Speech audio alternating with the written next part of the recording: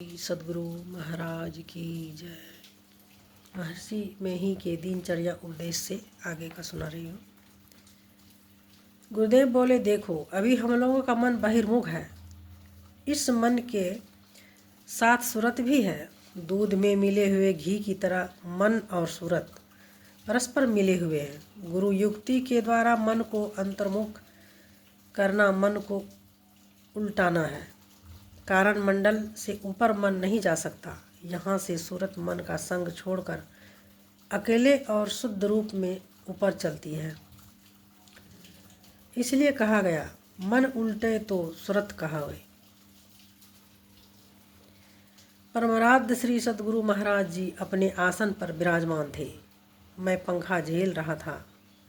पंखा झेलते हुए मैंने विनय की, हुजूर यह बता देने की कृपा की जाए कि प्राण में प्राण का होमना क्या हुआ। प्राण में प्राण का होमना क्या हुआ। इतना सुनरा देव अपनी आंखों को बंद करके कहने लगे, दृष्टि की दोनों धारों को भी जीवनी शक्ति कहते हैं। इन दोनों धारों को एक जगह मिलाना प्राण में प्राण का होमना कहा जाता है। दृष्टि के दोनों धारों को मिलाने पर ज्योतिर्बिंदु उदित होता है और प्रकाश हो जाता है।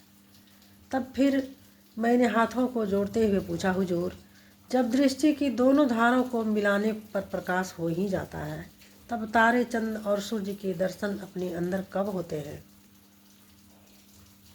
इतना सुनकर आप बोले, देखो साधक को अभ्यास करते करते कभी तारा, कभी आधा चांद, कभी पूर्ण चंद्र, कभी सूर्य दिखाई पड़ते हैं।